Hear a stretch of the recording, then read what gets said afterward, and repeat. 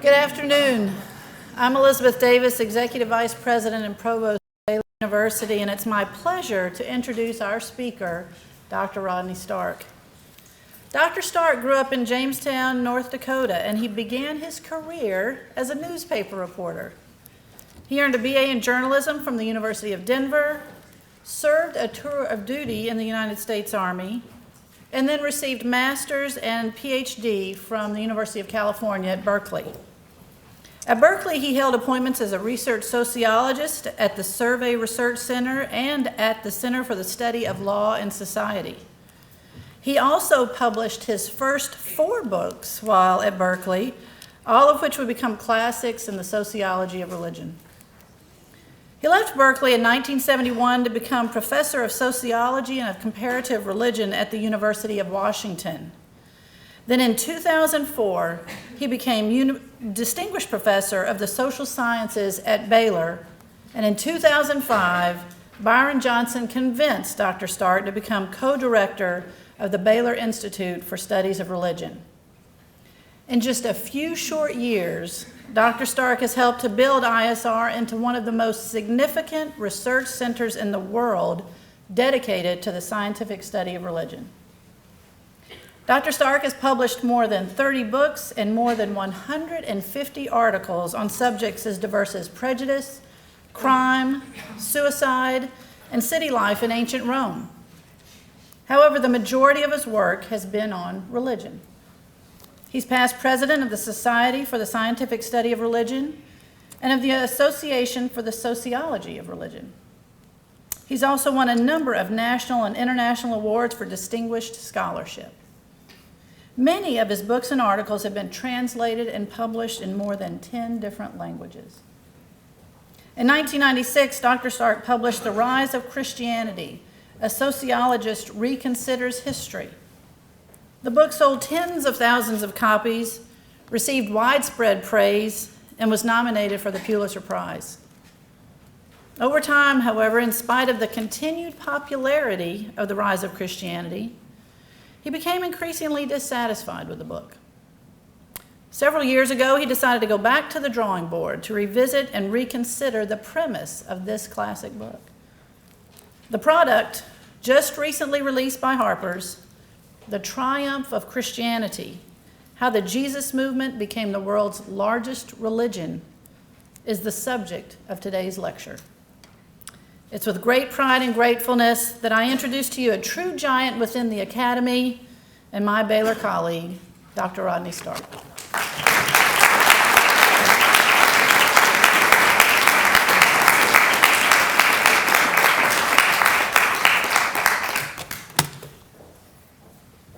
I found myself thinking about Huck Finn and Tom Sawyer sitting in the balcony of the church during their own funeral service. I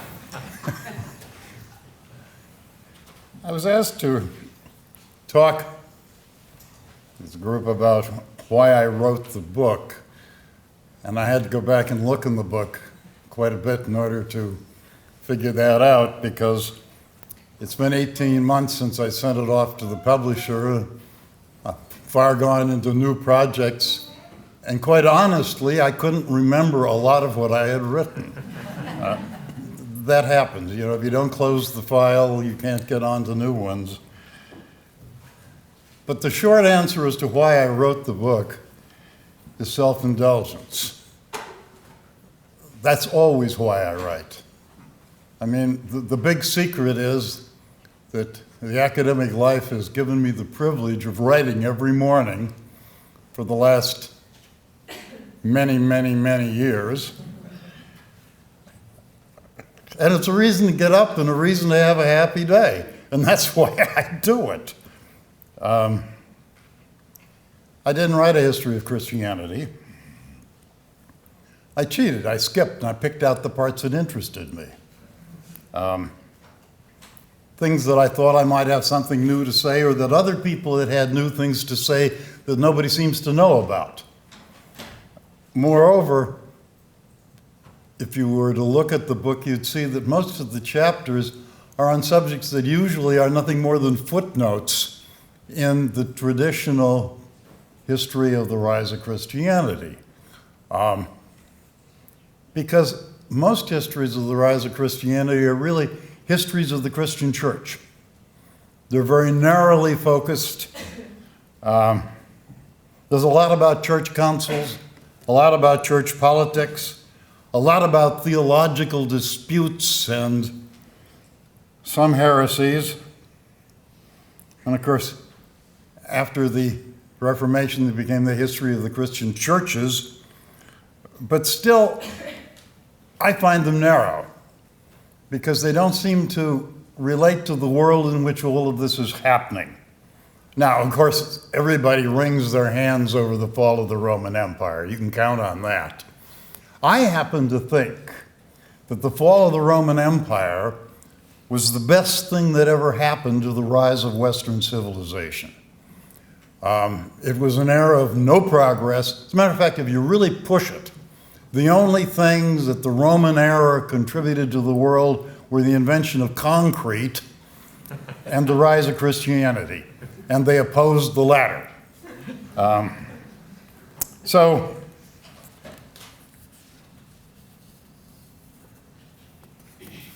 I decided to go back and see what I could do about having fun with this subject. And of course, I did it once before, but I did it in very narrow focus because this was my first time trying to be a historian. And I started too late, about the year 40, and I ended too soon at about the time of Constantine. And so I decided to go back way before Christmas Eve and then come up to modern times. Going back before Christmas Eve takes me back to look at the Roman context, and particularly to look at religion in Rome. Rome not only was full of pagan temples, but a number of other what are called Eastern faiths, although many of them were from Egypt, but in any event, Eastern faiths, some of which were persecuted bitterly long before there was any Christianity, and kind of setting a model for things to come in that they were persecuted for many of the same things that eventually Christianity was persecuted for. I'm talking about the Bacchanalians, the worshippers of Sybil, the followers of Isis, and of course the Jews. Now, too many historians believe that the Bacchanalians were punished for being drunks who held orgies. And that's all about what Livy had to say about them, but it's not so, it's idiotic. And if you really, since that's our only source, what can we do? Well, what we can do is learn to Greek history because it wasn't a Roman organization. They were Dionysians. And you just go to Greek, or any book on Greek religion, you can find out all about what they believed. And when they came to Rome, they got a little bit more active. But their sin, their real sin and the sin of everybody else that was persecuted, was congregationalism. That is, a group that had a sense of identity with their religion that was significant, that set them apart, that involved them rather deeply. Look, if you looked around ancient Rome, there were no Jovians. There were no Zeusians. You went to temples. You didn't belong to them. But the Bacchanalians belonged. They went at least once a week, and they went at night because, of course, they didn't want to go in the daytime because, like everybody else, they worked. They went at night, and that was pretty suspicious right there. But the larger point was organizations, real organizations that focused people, that people belonged to, were illegal in Rome. You had to have imperial permission to start one, and that was a very difficult, almost impossible thing to get. There's a little bit here, a replay or a pre-play, if you will, of what the Nazis did, which they made even the chess clubs become Nazi chess clubs, and what the Soviets did, they took over the chess clubs. The Romans The real problem is the Roman emperors thought everybody was plotting against them, and rightly so. Between Augustus and Constantine, there were 76 emperors. 19 of them died natural deaths. 7 died in battle, and the rest were murdered. Well, a couple of them were forced to commit suicide, but that's just not much difference there. So they tried to prevent organizations from forming. Here's a wonderful example. In the 2nd century, Pliny the Younger wrote to the Emperor Trajan because he wanted to start a volunteer fire department in the city of Nicomedia because there had been a bad fire. And the emperor wrote back as follows: "It is societies like these which have been responsible for political disturbances. If people assemble for a common purpose, whatever name we give them, and for whatever reason, they soon turn into a political club. Your application's denied." So they didn't get a volunteer fire department. In any event, by the time Christianity came along, there was a long tradition of persecuting congregational religious groups. In 58 BC, the Senate outlawed worship of Isis. A little later, they came back to the same subject again, and the Emperor Tiberius had the temple of Isis in Rome destroyed, had the statue of the goddess thrown into the Tiber River, and had all the priests crucified. All for naught. Because before it was all over, there were more temples to Isis in Rome than to any other divinity. It seems to me of some significance to know there was this long tradition of persecution going on in Rome before the Christians even came along. I mean, the Jews were thrown out any number of times and persecuted any number of times. We shouldn't be too surprised by the fact then that Christianity was also not permitted. They weren't even a volunteer fire department. Although some people would say they were a fire department, if you take a real Baptist view of things. I'm sorry, that just slipped out. It's also important to look at the Jewish context. One reason is because of the huge literature we have on the anti-Jewish passages in the New Testament. Now, my second book was about this, and these passages eventually had some very unfortunate consequences in history. But if we think back to when they were written, we have a better understanding of the world and what's going on, and as to what they meant and why they were written. Somehow there's always the sense that what's going on here is this huge Christian majority coming down hard on this little tiny Jewish minority, and that's anachronistic. At the time these were written, there were maybe as many as 300 Christians in Jerusalem. There were maybe 3,000 Christians on earth. There were 10 to 15 million Jews. That's not really kind of in balance. And keep in mind that in this era was an enormously conflicted and bloody era in Jewish history. People were running around killing each other, all who claimed to be Jews. There were even high priests killed by zealots for not being sufficiently faithful. And in this context, you've got a little tiny movement coming along proclaiming that someone crucified for blasphemy was the Messiah. Persecution was absolute, and there couldn't be anything more red flag than that. Persecution was inevitable, and it happened. And unfortunately, it's very, very hard to find anything outside of the New Testament, in fact, the persecution that was going on. We even have people lots of people claim that there wasn't a single act of persecution ever happened. We have other people say it doesn't count because they were all Jews, so it was not Christians and Jews, it was all, a family affair. Well, it didn't make it less bloody. Of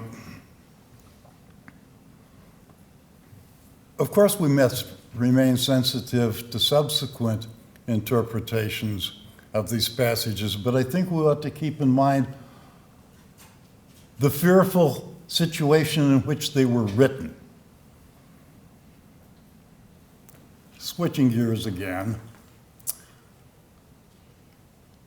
Sociologists have known for a while, although many of them still deny it, that new religious movements overwhelmingly originate and are sustained by the privileged.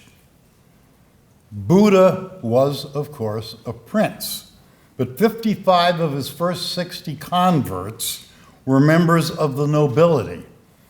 The other 5 we just don't know about. They might have been of the nobility also. The Methodists were founded at Oxford. Not Oxford, Mississippi either, okay? Luther's Reformation wasn't a movement of the people. Well, of some people, but the people were princes, merchants, professors, and university students. I suppose there were a lot of sit-ins and whatnot going on too, but of 483 medieval ascetic Roman Catholic saints, 3/4 were from the nobility, 22% were from royalty. The prophets of the Old Testament belonged to the landowning nobility. Are we really to believe that Christianity was a movement based on the slaves and the lowest segments of the population? Well, sure we are, because Paul told us so. He wrote, "Not many of you were wise according to worldly standards. Not many were powerful. Not many were of noble birth." And of course, I was raised, as I suppose most of you were, with the supposition that Christianity was an upstart faith based on the underclasses. And then, early in my sociological life, I came along a wonderful little tiny book by an Australian named F.A. Judge, and he pointed out an obvious thing. So Paul never said, none of you are powerful, none of you are of noble birth. He said, not many of you, which means some of you were. Now, given the minuscule proportion of nobility and privileged people in the Roman Empire, it's kind of amazing if anybody was in this early little tiny movement. But if we follow Judge's lead, lots of things suddenly make sense that when you think about them otherwise don't really make sense. For example, why in the world did anybody write any Gospels? Who could read? Certainly not about a bunch of slaves and underclass folks. They couldn't read in Rome. I mean, as a matter of fact, you had to have somebody who could read and write in order to write any Gospels. But why would they have written them? Who in the world could read them? Well, somebody clearly could read them, and then we start raising questions about, well, how many of them could, well, what kind of Christians are these? What about 2 Corinthians 8:9? Paul remarks, "For you know the grace of our Lord Jesus Christ, that though he was rich, yet for your sake he became poor, so that through his poverty you might become rich." And of course, for centuries this has been explained as metaphorical. But if you look at the context, it doesn't seem very metaphorical. Paul, in this context, in these verses, is asking for money, not for prayers. He cites the example of the Macedonians as setting a standard for giving money. And he assures the Corinthians that God's blessings will accrue to generous givers. I mean, this was development fund time. We're not talking about,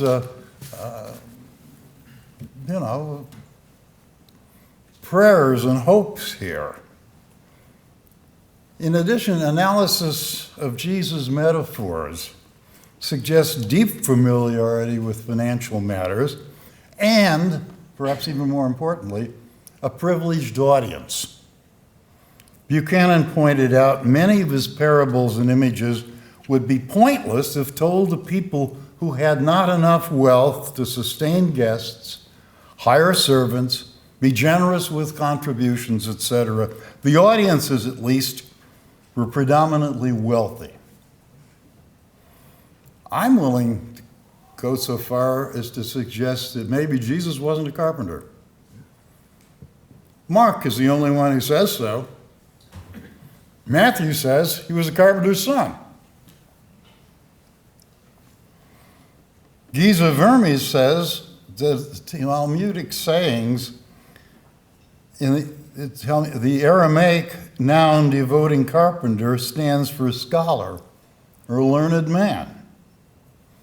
Seems to me that makes better sense, particularly in light of the fact that Jesus probably was a trained rabbi, as was his brother probably, that his family was sufficiently wealthy to go to Jerusalem for Passover every year, which most people didn't do.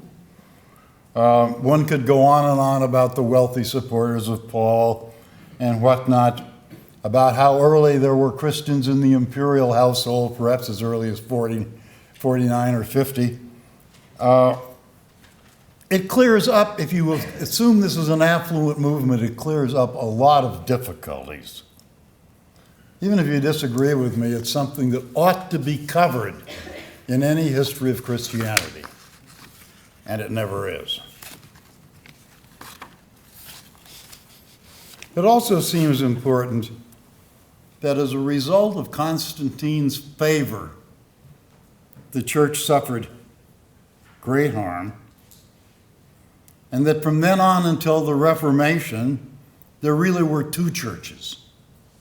I like to talk about them as the Church of Power and the Church of Piety. Church of Power came into being because Constantine showered so many benefits on the church. It made bishops the equal of senators. It was a wonderful, wonderful position to be in the church. And what happened? You have a stampede of the sons of the privileged into the church, some of them becoming bishops before they'd even been baptized. That happened a lot of times. Well, some of these people probably were sincere. They were all worldly. Some of them worldly in the sense that we kind of mean as having suspicious morals, but more of them really worldly in that they knew how the world worked, they knew how politics worked, they ran the church.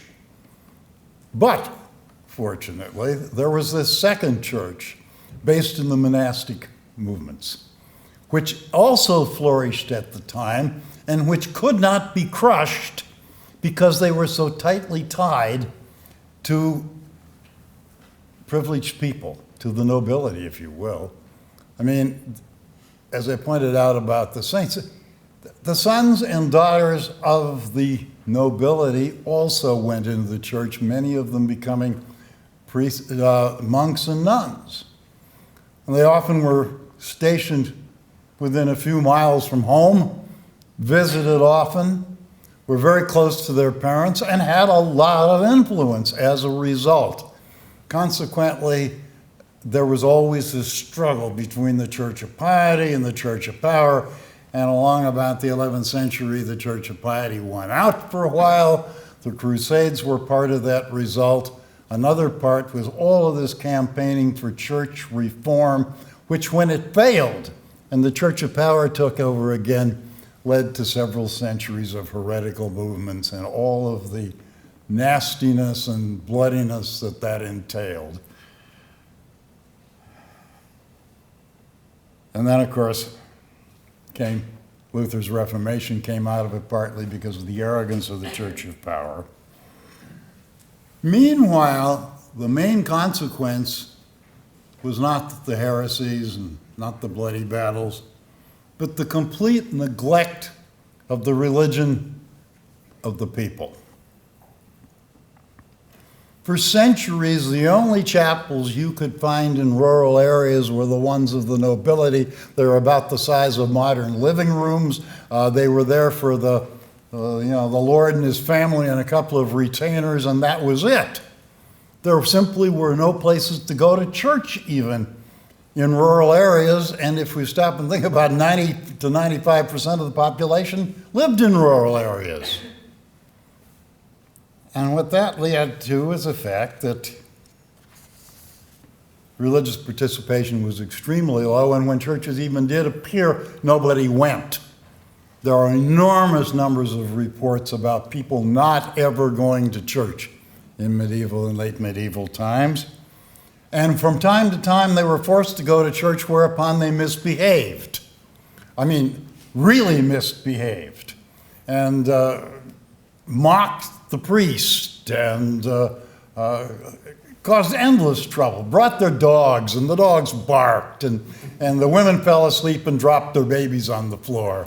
And everybody was drunk, and it was really something.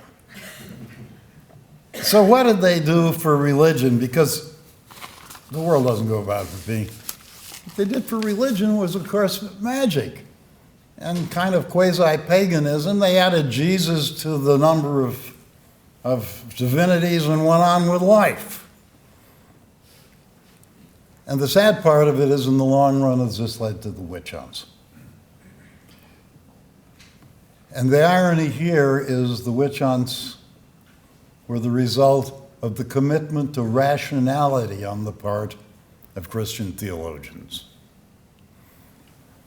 Christian theologians have never been content to be like, a Buddhist or some of the Eastern religions and just, here's what it is, and it's all a mystery, and it's all wonderful. They want to know why. And so you sit there and you reason and you reason and you reason. And one of these days, they invented church magic because they wanted to drive out popular magic. And it was the same as popular magic, only they had holy water and, they signed the cross and various and sundry things involved, which the people then copied. The problem was that church magic couldn't drive out popular magic, partly because the clergy weren't around enough, and secondly because all magic seems to work equally well. All magic works some of the time. And the problem was, as Christian theologians thought about it, is why does non-church magic ever work? We know why church magic works. God makes it work, Jesus makes it work, the saints make it work. We know why it works. Why does this other stuff work? Well, it couldn't be God. And very quickly, but it had to be something supernatural. And what do you got left? Well, you got Satan, and you got demons. And that's not good stuff. We got to get rid of it. And there you are, because you see, the people who were brought up on witchcraft charges, most of them were doing something. They were doing magic. The thing that was important, however, is they didn't know anything about Satanism. They thought they were doing something legit. They were not appealing to demons and the devil and whatnot. There's not a trace of this in any surviving magical writings and whatnot, and it's now accepted by historians that it wasn't there. So then how did it all end? And here comes one of the great ironies, and this isn't my work, this is drawing on some enormously important recent historical work that everybody is ignoring. The witchcraft craze ended largely because of the interference and the model and the writing and the publications of the Spanish Inquisition. The Spanish Inquisition prevented there ever having been a witchcraft craze in Spain or in Italy. Occasionally, although they usually sent them to the galleys, occasionally the Spanish Inquisition punished somebody in relationship to witchcraft. But it was the people they punished had burned witches, and the Inquisition took a very, very dim view of that and stopped it whenever they could and punished anybody who had been involved. Now, how do we know any of these things? The Inquisition, there were two Inquisitions in Spain because there were two parts of Spain. They kept incredibly complete records, enormous files on every case. 44,701 such cases. And the records have all been made available, and scholars have been in and plowing through them and quantifying them, and now we know a great deal of what went on with the Inquisition.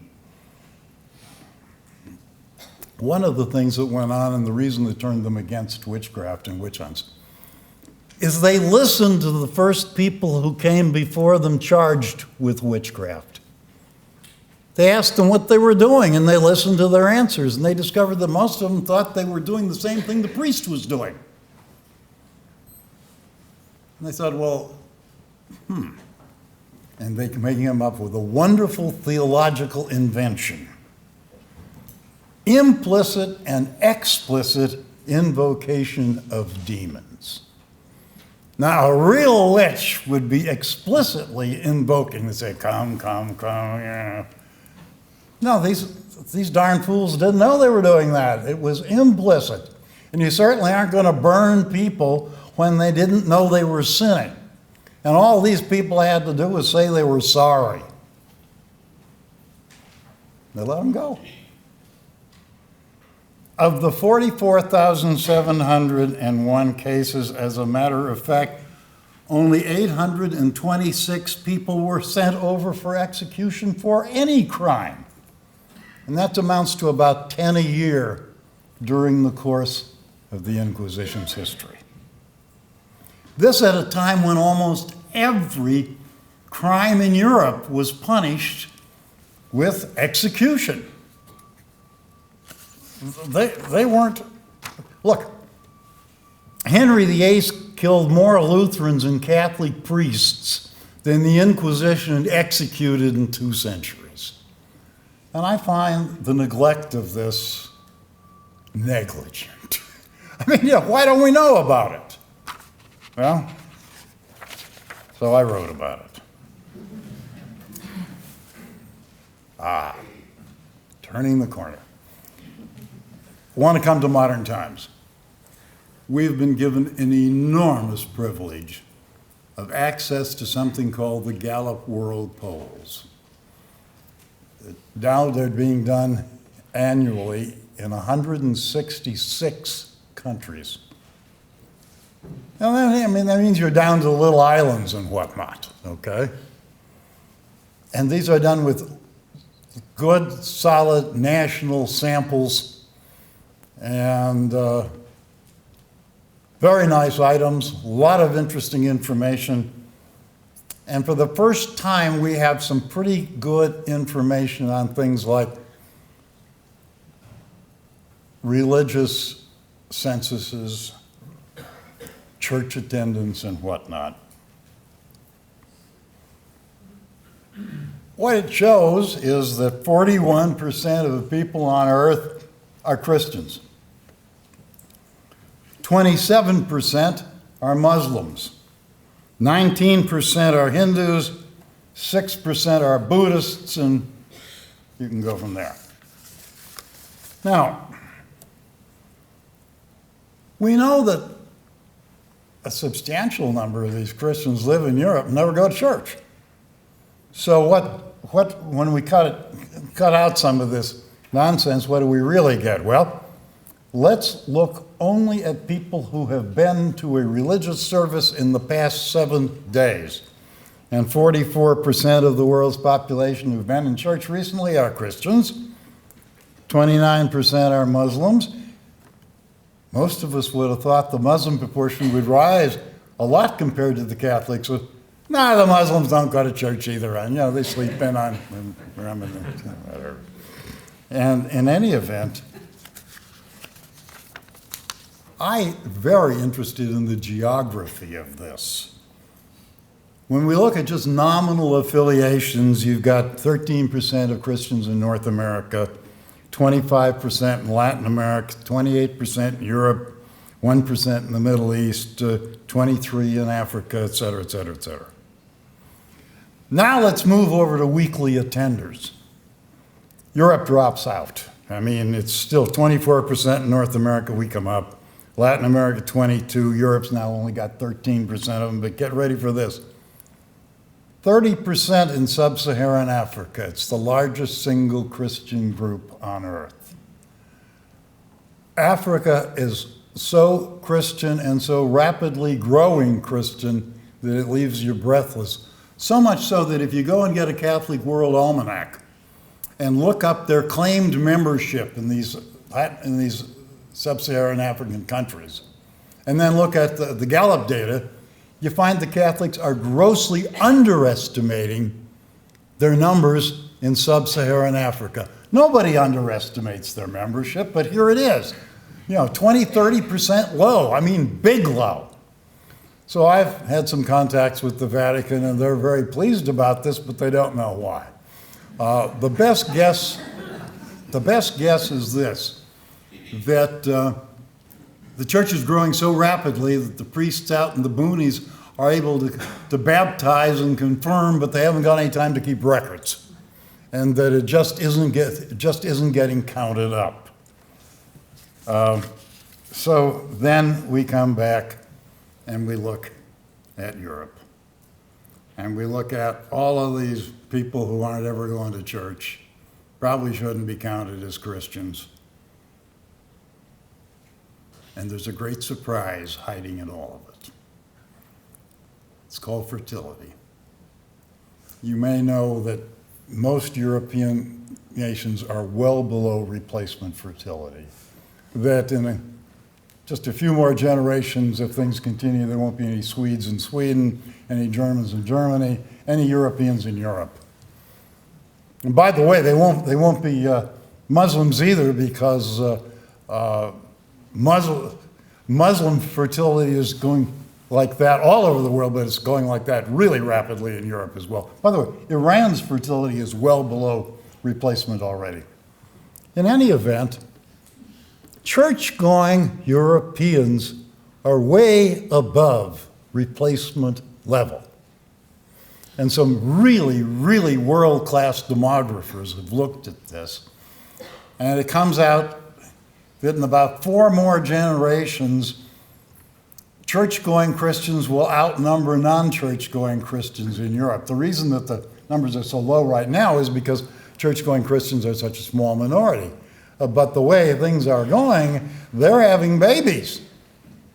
And Europe is if things don't change, Europe's having a great big religious revival purely through fertility, which I find fascinating, because I grew up, sociologists were trained to look at the effects of religion on fertility. They weren't trained to look at the effects of fertility on religion. But American Judaism is changing very rapidly for the same reason. The secular Jews are not having children. The ultra-Orthodox are having 7 or 8 per family. And there's a huge shift going on simply through differential fertility. And it means that the future is in many ways wide open and kind of fun to contemplate. And that's enough for now. All right. I'll take any questions from anybody for as long as we've got.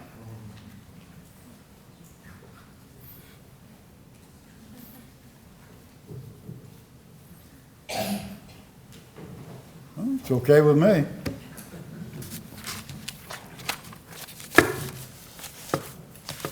Sorry, you spoke about the two churches earlier. I'm sorry, I can't hear you. Earlier, when you spoke about the two churches, you spoke of them as piety and power. Or, I have it in my notes here. When you were talking about Constantine's influence Right. on the two churches, were you talking about the Orthodox and Catholic Church? No, I was talking about two branches of the Roman Catholic Church. It was really all that was around at the time. Okay. Yeah, I mean, there was often in Byzantine for a little while something else going on, but in the long run, no. I'm really talking about the secular clergy, so-called, and the monastics. And the secular clergy knew how to work with kings. They knew how to set up a big administrative structure, and for centuries, to the extent there was any Europe and any kind of unity, it was church administration. But they didn't work very hard at say, converting the northern, the Scandinavians and whatnot. They didn't work much at bringing anybody to church in the rural area. I mean, they were the church of power, and they were in power. And it was enough to baptize the king of Norway and not worry what Ole and Hans did. And they didn't worry. But the monastics were a whole different bunch. They were really concerned with the piety of people, and they worked very hard at it. And they had this wonderful run of power for about 150 years until, of course, come the Counter-Reformation, the Church of Piety took over the church and has been in charge ever since, which made for a very different Catholic Church and a much more interesting, in my sense, Catholic Church. Would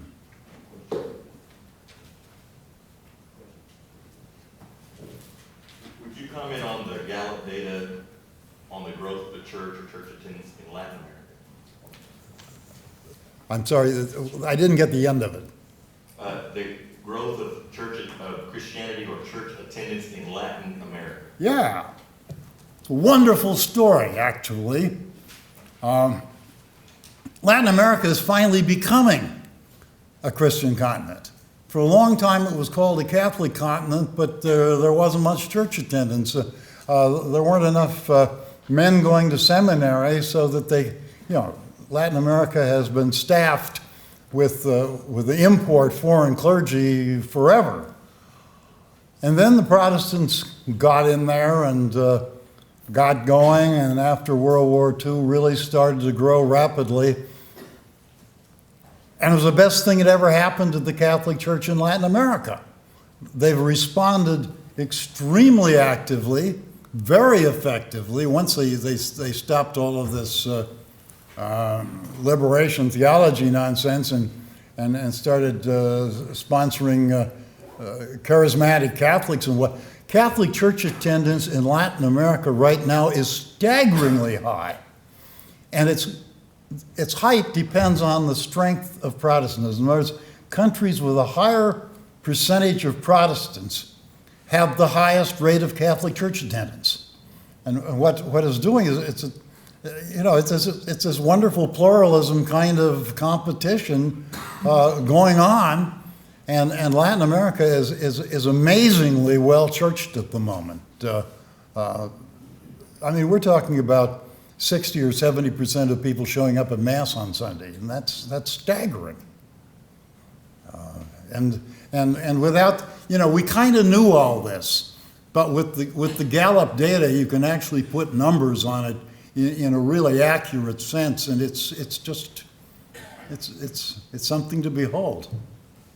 We are hoping, by the way, to buy a piece of the Gallup operation so that we can have 8 or 10 or 12 more religion items asked worldwide for a while at least.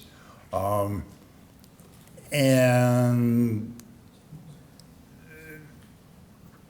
we have high hopes of being able to, to do that and really see what the face of religion worldwide looks like. And we'd really, really like to do that, and we're working on it.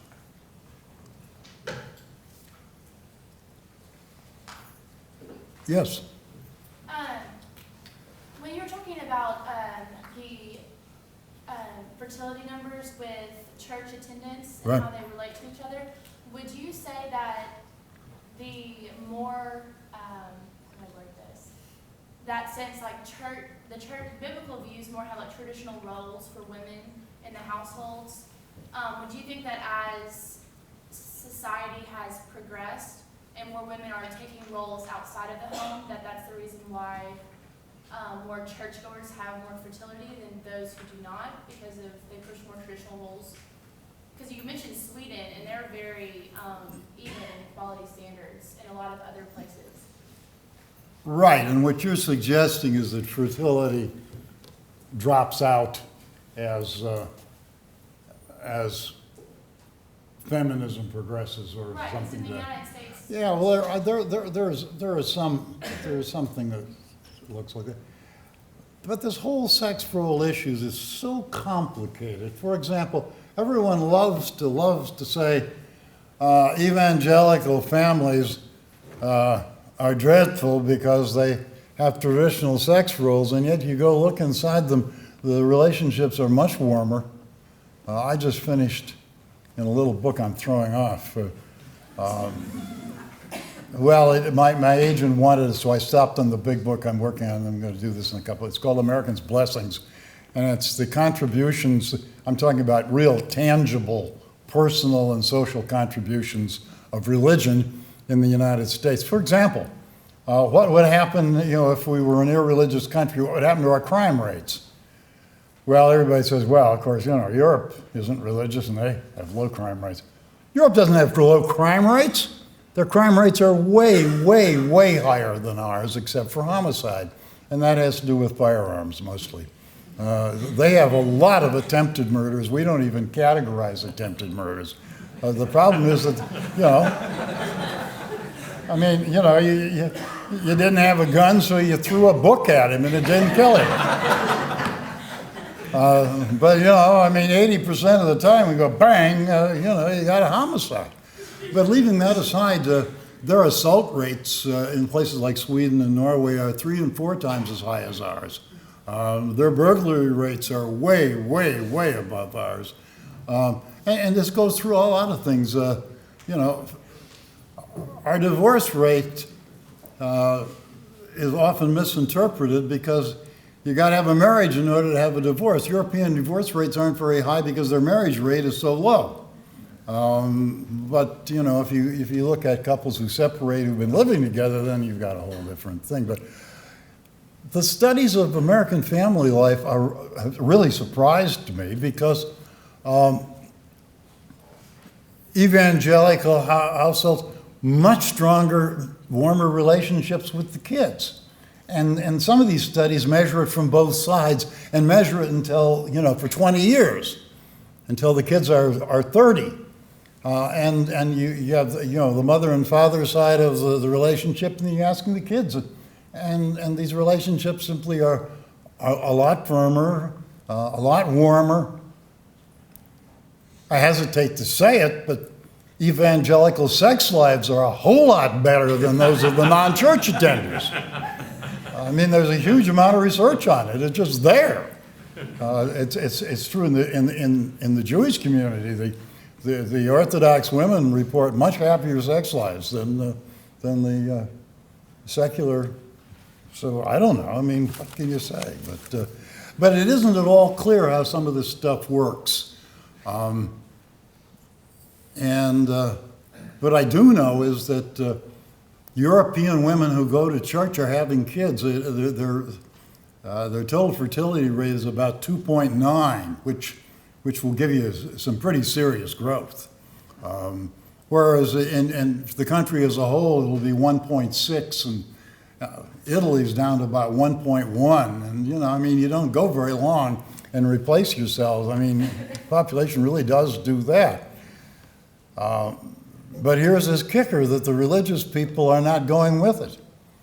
And And you make some interesting projections. And, projections never need to hold, but it's interesting. I mean, people can change their minds, and the non-churchgoers can start having a bunch of kids too. But I was shocked about Muslim fertility dropping so rapidly. It's just, I mean, the slope is extremely steep. And as I said, Iran is well below replacement already. There are only 3 Western countries, so-called, with population growth at the moment, with replacement rates, and that's the United States, Ireland, and Israel. That surprised me. But, How about one more question? yeah. Not from me, just one more question. How's that? Oh, he said one more question, and I thought he had a question. You talked about the strengths that piety, Christian piety brings to a nation. Do you find, I'm interested in education, K-12 education. Okay. Do you find that the nature of public education, whether it's religious, secular, within a country, what effect does it have on translating the strengths that Christianity might bring to a nation into the public realm? Yeah, well, public education is a real problem, as we all know.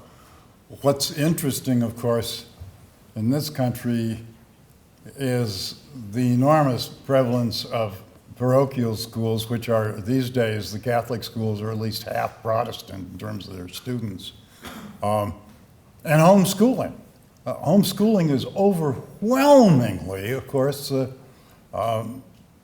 religious parents. I mean, truly overwhelmingly. And the performance is staggering. I mean, these kids are 4 grade levels ahead by the time they're in the 6th grade and that sort of thing. But I don't know where any of that's going to work out, and how this whole public school thing. But at least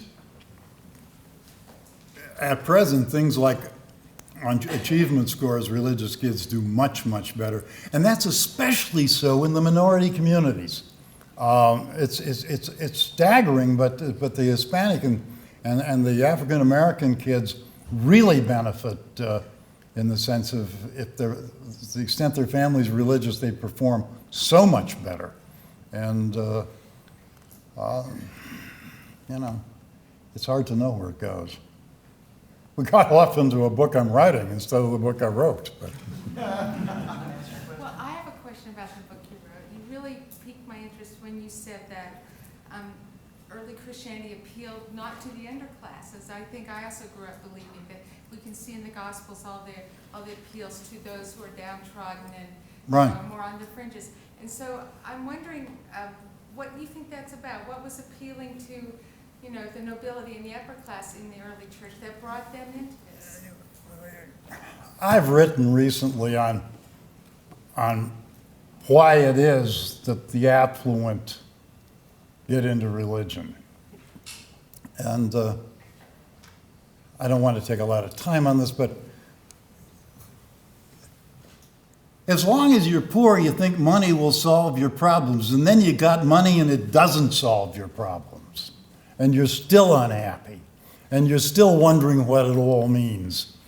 And again and again and again, see the upper classes turning to, Buddha's a standard case. Couldn't find happiness in a palace, had to go sit under a banyan tree to find it. Or you go to Esalen Institute at Big Sur, and they were all Rockefellers and people like that. That the people who really truly know that there has to be something more and it's got to be spiritual are the people who've got everything else. And it wasn't enough. I'm still trying to get everything, you see. I'm okay.